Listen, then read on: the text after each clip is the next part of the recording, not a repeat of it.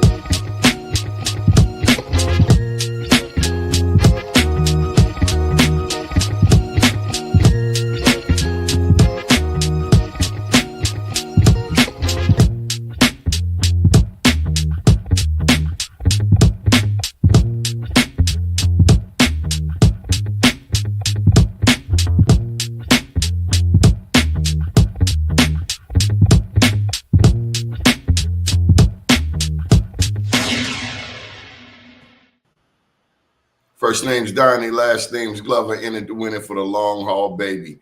We have with us David Miller and the one and only Marsha Jews. How you doing? Good morning.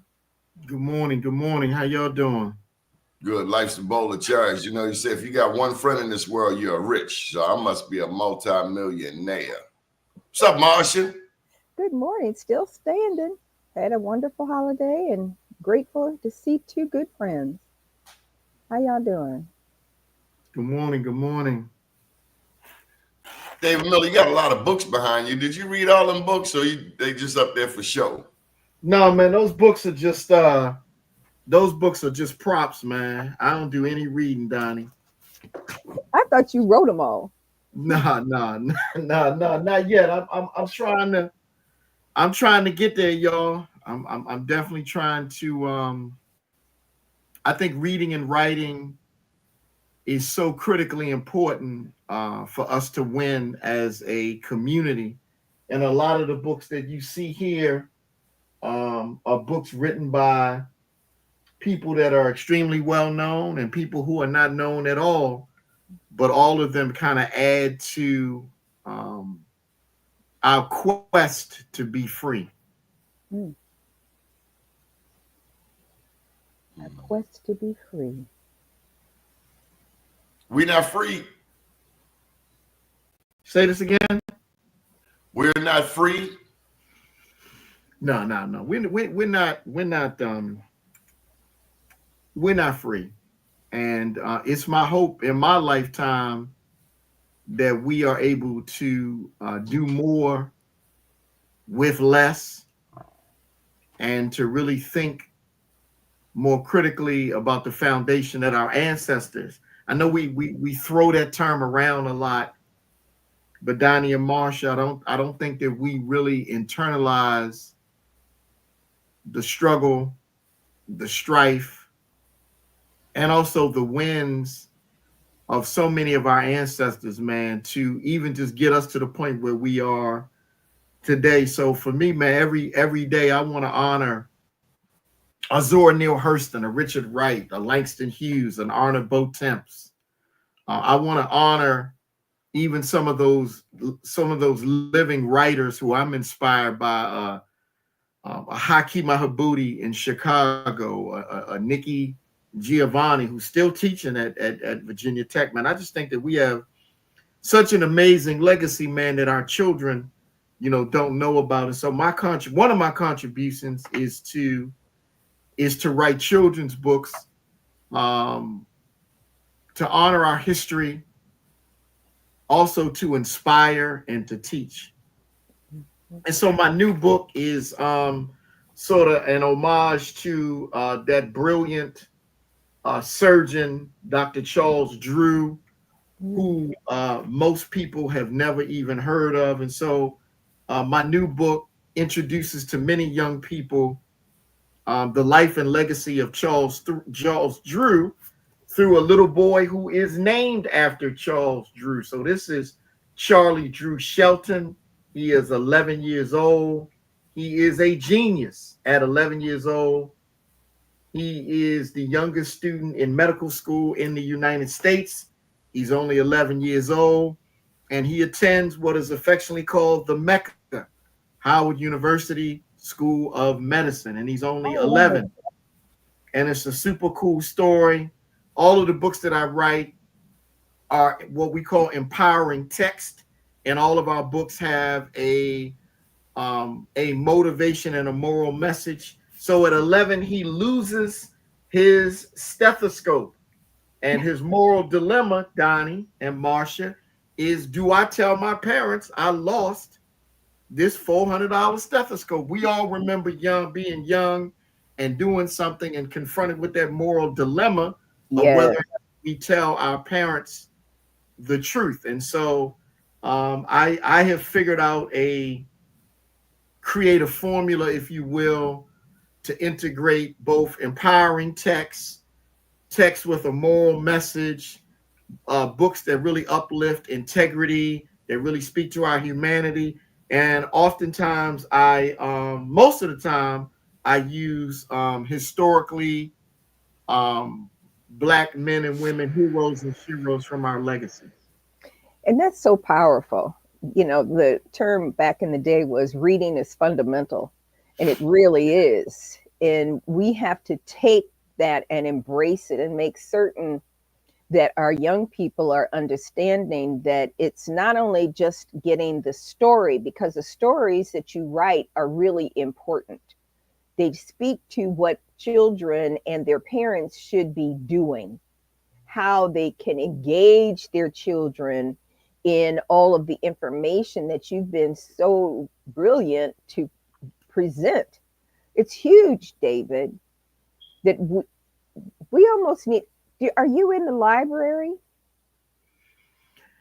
I am in some libraries. Like, I know I'm in the Brooklyn Library. I'm in some libraries. I know I'm in the Brooklyn Library in New York. I'm in a few libraries. You know, I guess one of the challenges that I'm confronted with is because I don't have an agent, right? I'm not being backed by a major publishing company. And so, you know, my journey or my surge on to get these books out is a lot more difficult than somebody who signs, you know, with a major publishing company. But I do well. Have done book events in and continue to do book events in large school districts like New York City Public Schools. I had a bunch of engagements last year in New York City Public Schools. Have done some stuff in Chicago Public Schools. Of course, you know, some things in Baltimore. Shout out to Baltimore City Public Schools because I'm a native of Baltimore. But I think that I have a very unique formula and style that you just won't see in most writers. You just won't. You just won't see it. I did a book to introduce young people to the power of cooking, right? Because we know that health and nutrition are big areas in the Black community. And the little boy is named after Toussaint Louverture. The book is called Chef Toussaint. And in the back of the book, there are recipes. Now, if you were walking down the street and you asked 15 adults to tell you who Toussaint Louverture was and his legacy, they wouldn't be able to tell you, right? I'm finishing up a book right now. I'm struggling with it, but I'm, you know, Lord willing and the creek don't rise, I'm gonna be finished in another week or so. I'm doing a book, again, sort of a tribute to that brilliant brother who was educated at Lincoln University, historically Black college in Pennsylvania. His name is Kwame Nkrumah. So I'm doing a special book that I'm releasing next year in Ghana, which pays tribute to Kwame Nkrumah. Most people don't realize Nkrumah was educated. He left Ghana, came to study in the U.S., graduated from Lincoln University, pledged Phi Beta Sigma. So he has a history both here in the U.S. and became the first president of Ghana. So in this children's book that I'm rolling out, the little boy is named after Nkrumah, and that's his secret power, right? I had a chance to meet and hang out with Nkrumah's daughter 2 years ago. I did a Fulbright project, so I was at the University of Ghana 2 years ago, had an opportunity to spend 6 weeks in Ghana, had an opportunity to chop it up and talk to Nkrumah's daughter. And so again, right? Think about how powerful that is for you to be 8 or 9 or 10 years old and you learn about Nkrumah in the midst of sort of this assault on the Black psyche, making us believe that we out of control, that we crazy, that we don't, that we just don't have this tremendous legacy in this country. And I have about 7 or 8 other, books that I could share with y'all. To really quickly, about a month ago, I went to Philly to the Strawberry Mansion community in Philadelphia, a neighborhood that's going through massive gentrification. I went by John Coltrane's house. John Coltrane, one of the greatest musicians that this society has ever produced, and the house is basically in shambles. But I'm doing a story in this neighborhood, Strawberry Mansion in Philadelphia, about a Black family that's owned a barbershop for 75 years, and the barbershop is almost like a cultural museum. And the 11-year-old son is a master barber. So he stands on top of a milk crate and he cuts hair after school on the weekends. And this family is trying to fight the developers from gentrifying the Strawberry Mansion community in Philadelphia. So that'll be out probably summer of 2025. I love it. I love it. Tell us about the artists you employ. The what? The artists. So my new book, again, slamming young brother Cameron Wilson out of Orlando, Florida. I only hire Black. Here's the other thing you guys will find. I'm probably one of the few children's book authors that you'll meet. Black editor out of Detroit, Michigan. Only hire Black illustrators. So my other illustrator, CJ Loved, he went to Micah in Baltimore. My printer, Black Classic Press, Paul Coates, oldest Black printer in the United States. He just won one of the most coveted awards that you can win through the National Book Award last week. So I only use Black editors. And he's also the father. He's also the father of Ta-Nehisi Coates. Yes, sir. Yes, sir. I'm probably one of the few authors, y'all, that y'all meet that my whole squad is Black. Because I believe that we are amazingly talented, man. So I spend my money. Like today is Black Friday. Most Negroes ain't gonna spend no money with Black businesses, even though today is supposed to be Black Friday. But that's a whole nother conversation. But so yeah, I hire Black artists, man, Black illustrators.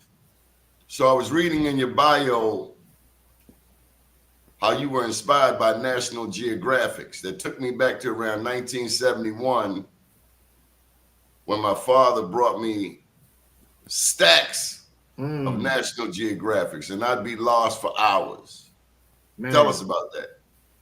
Well, I'm not as old as you, Donnie, so it wasn't 71. It might have been like 75 maybe for me when Peter and Carol Miller introduced me to National Geographic Magazine. I just lost my father, man, July 27th. Oh, so sorry to hear that. But yeah, my parents connected me to National Geographic Magazines. And like you, Donnie, I was just on a whirlwind trip of exposure. One day I might be in Bangladesh. One day I might be in Kosovo. One day I might be in India. But just looking at all of this amazing cinematography, photographs of places that I dreamed of going to and reading. And even though I couldn't understand everything as a little guy, I would ask my parents, well, where is India? How far of a plane ride is India? Why does the food in India? Why do the apples look so red in India? Why do the fruits and vegetables look so green? Amazed by the animals, amazed by just the topography. Again, growing up in West Baltimore, I didn't really see this kind of topography, this massive land spaces and water. So man, my first literary introductions were through National Geographic magazines. Mm-hmm. I see you got a Morgan State University sweatshirt on. Is that just for show? No. My family has a long history with Morgan, and then I got my PhD at Morgan in the Department of Social Work. So I'm part of the Morgan crew. Recently. Yeah, last year I finished a grueling process, completing all of the doctoral coursework, completing my comp exams, and then finishing my dissertation, which looked at the relationships between Black fathers and their daughters. That's interesting. Why is that important to you? Hey man, fatherhood, man.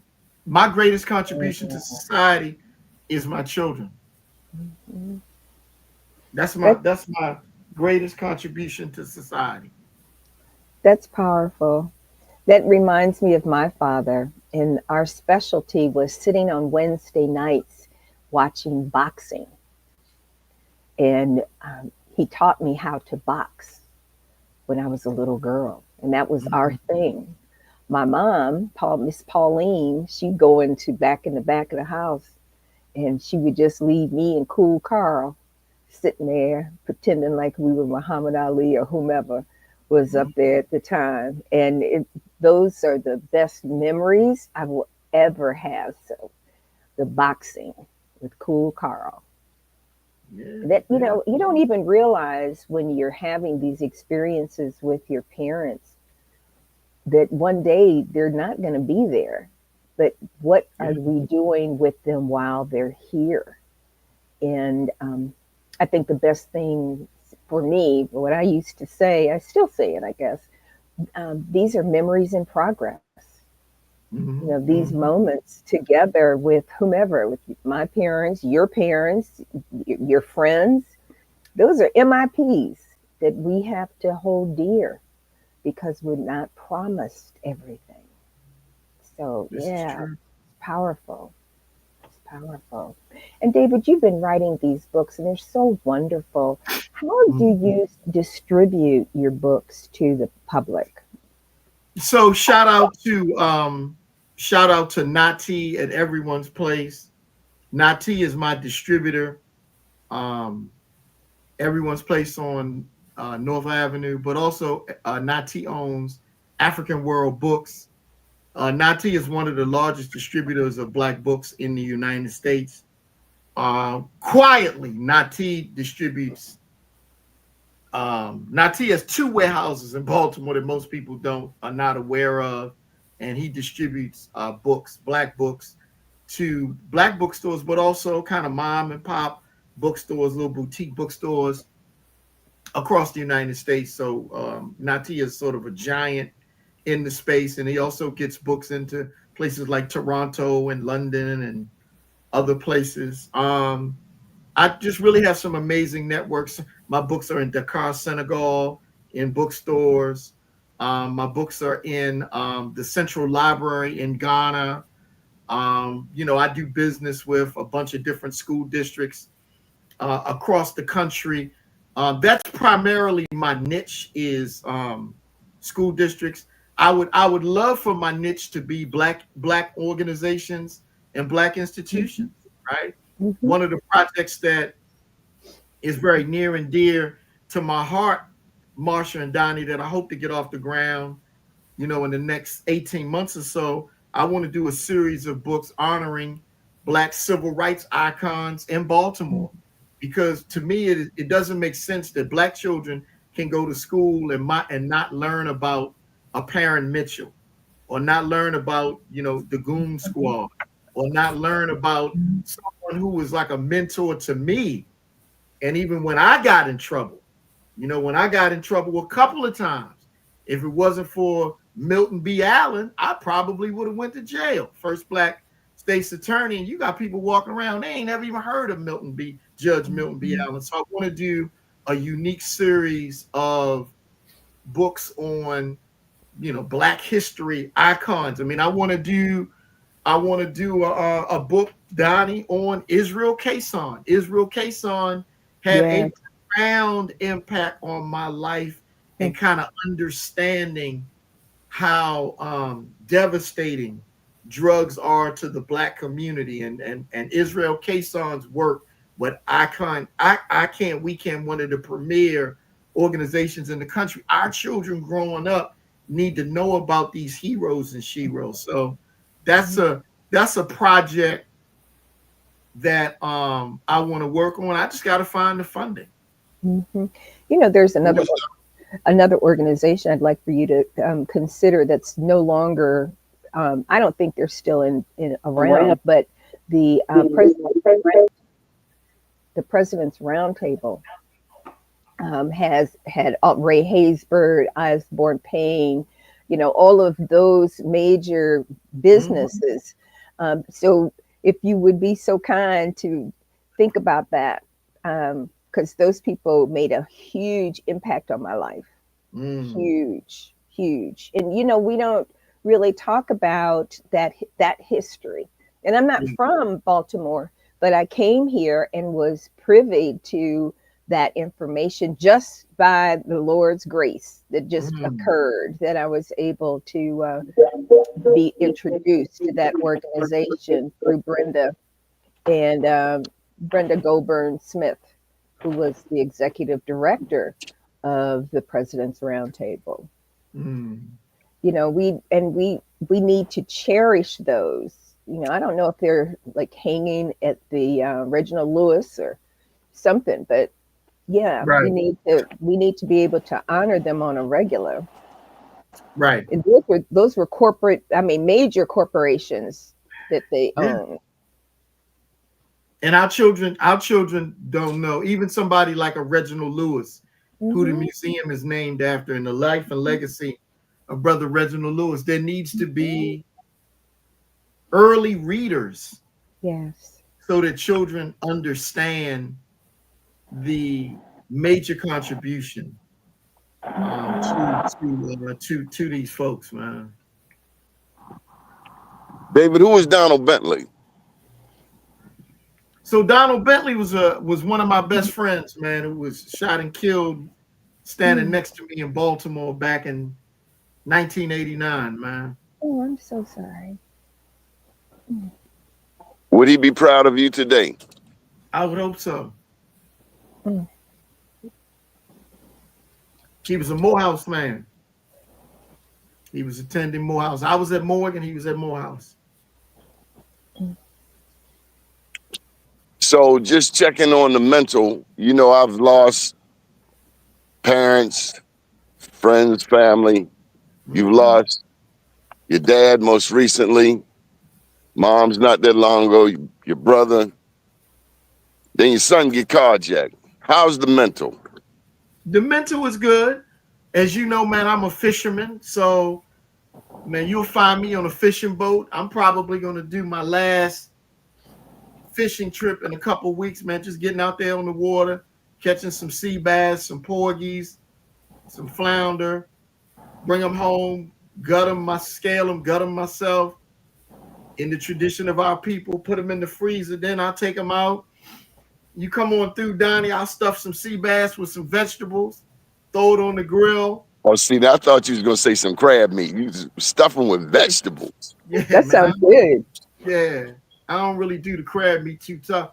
But for me, Doni, I have found writing is a source of peace for me. Like, I've written a whole lot of stuff that I will probably never, ever release. But there is some stuff that I'm working on releasing. I am going to be so in 1955, Baldwin wrote a book called Notes of a Native Son, where he introduced 10 essays to the world, talking about his life growing up in Harlem as a little guy when he was younger, race relations, and then just looking at the landscape for Black Americans in the 1940s and 50s. I've started to write a series of essays to release in a book as sort of a tribute to James Baldwin. Just a really gritty, cutting edge. And I'll just share this with you guys. Not a lot of people know this, but one of the first essays begins, I befriend a man at the corner of Florida Avenue and Georgia Avenue. He was semi-coherent at the bus stop, and I thought he was ODing, and I literally just like left my car there, double parked on the corner, and helped get him around the corner to Howard University emergency room. But my exchange with this brother, although it was short, was deeply profound, right? And so that's probably one of the first essays that's going to be in the book, but it'll be out, probably around 2027. So, Marsha, I should acknowledge.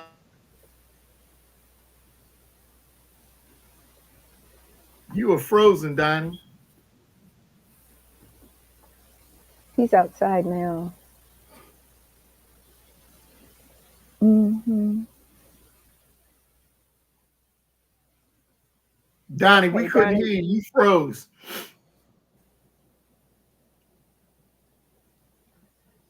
Donnie, we couldn't hear you.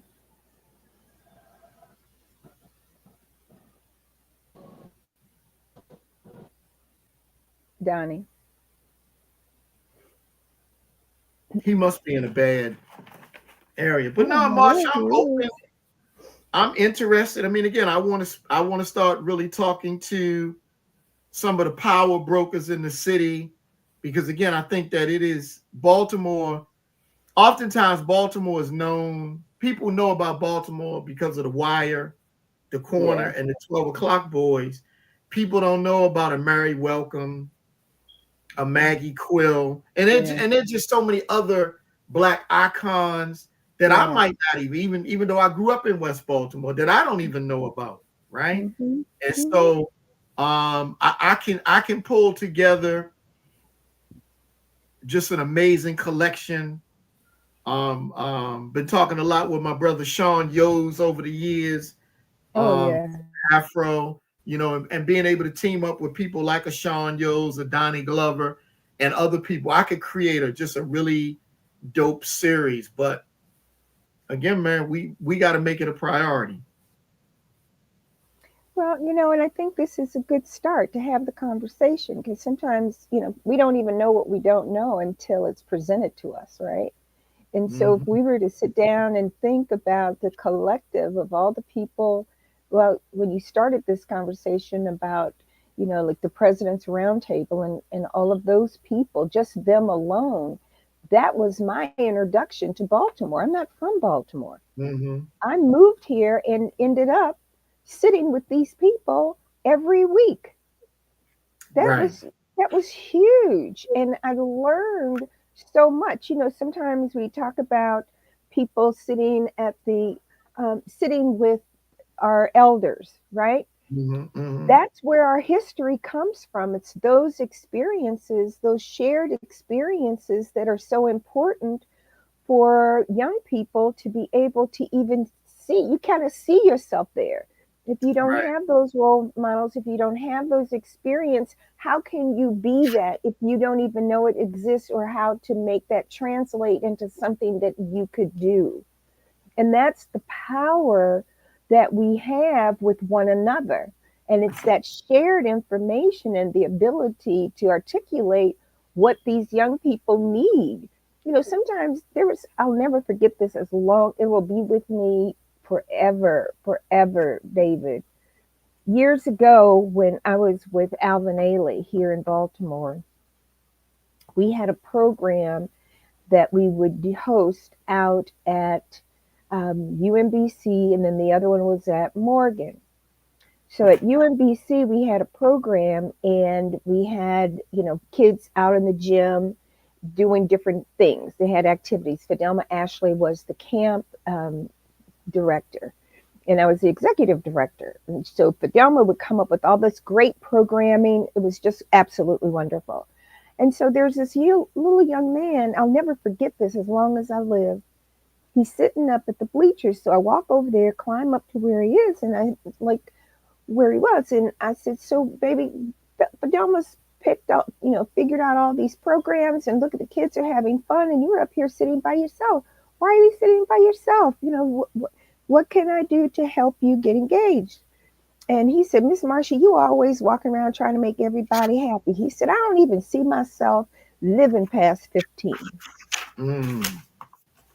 I'll never forget that conversation as long as I live. And that was back in the early 90s. And so when you think about all of these young people who are in these environments that they can't navigate, they don't know how to navigate. How do we insert ourselves into their lives to help them to be able to function? There's another little girl. She's dropped her off in one of the little alley streets over in West Baltimore. And that experience just blew me away. The whole bottom of their front door was gone. Yeah. The bottom of the door, the little girl climbed through the door to get into her house. And then there was no electricity in there. So this was at wintertime and it's dark. So you have a 12, 13-year-old sitting in a dark house with a hole in the door, and she's got to be there and nobody's there with her. So when we sit down and we look at, have all these complaints about young people, my question is what are the adults doing? And how do we make these adults responsible who themselves are going through trauma? How do we make a family whole in these environments? Because it's not all candy and apples. No. I agree with you. But Marcia, I got to get ready to run. Okay. Always a pleasure. I see Doni coming back. I probably got about 2 more minutes, y'all. Doni, you were trying to say something, but your signal was out. Yeah, I'm having some major technical difficulties, partner. But I just wanted to thank you for inspiring these. Amen. Well, brother, thank you. And let me just, if I can give another shout out for my new book. Tell them how to get it. You can go to IamDavidMiller.com. IamDavidMiller.com. I'll try to type it in the chat. Or Marcia, if you could type it in the chat. And so this is also an homage to Charlie Drew, a brilliant surgeon that most people will probably never even hear about, instrumental in creating the blood plasma kits that were used during World War II, taught at Howard University. I've also gotten a lot of love. I didn't pledge a fraternity, but many of my friends are members of Omega Psi Phi fraternity. Charlie Drew was a member of Omega Psi Phi fraternity. And so Charlie in this story is 11 years old. He's the youngest student in medical school in the United States. He has a very busy schedule. He's taken biochemistry, pharmacology, and anatomy as he is a first-year student. And he's a cute, handsome little fella. He's in his first year at Howard University. You see his stethoscope. The other thing you'll find, Marcia and Doni, in all of my books, in every single book I write, you see Black fathers. Black fathers have been written out of children's literature. So in all of my children's books, you see a Black father present, because once again, I think that we've done a number on our people, again, trying to make us believe that Black fathers are not showing up. And even the data bears that notion that Black fathers show up. So in all of my children's books, you'll see Black fathers. So again, stay on the lookout. I got some really, really, really cool books that are going to be coming out. The next book that's actually dropping in January, and Marcia, you'll love this. The book is called Yetunde the Yogi. So Yetunde is a 9-year-old girl. Her parents got divorced, And so she's been dealing with a whole lot of issues being 9. And so she's a master yoga instructor. So the book is designed for young people to talk about mindfulness and ways that they can cope with the day-to-day stuff of being 9 or 10 or 11 years old. It's got some really powerful graphics, and that'll be out in January. Question, do you practice yoga? I don't. I have in the past. I'm actually getting ready to start really getting back into Qigong and Tai Chi. Again, as another kind of a self-care modality, because it's tough out here, Donnie and Marsha. A lot of us dress up well, we look good, but we're struggling internally. So between fishing, writing, most days you'll find me in a coffee shop somewhere. If I'm not even writing, I'm listening to some Coltrane. I might even be listening to some DMX. I might be in Baltimore, DC, Philadelphia. I might be in Accra. You know, I might be in Piccadilly Square in London. But I try to figure out ways to just manage just being Black, living in America. I heard you crack jokes though. No, I'm not like we're gonna put you on stage. But man, but the three of us need to break bread. Like to take y'all to one of my favorite Kenyan restaurants when y'all have time. Just let me know when we can connect. Well, I'm available, so you just know that. Just dial the number. We gotta lock Donnie down, man. I'm gonna take y'all to a really nice Kenyan restaurant. They got one in College Park. So y'all just let me know. All right. Thank you very much, David Miller. Y'all be safe. Good morning, world. Take care.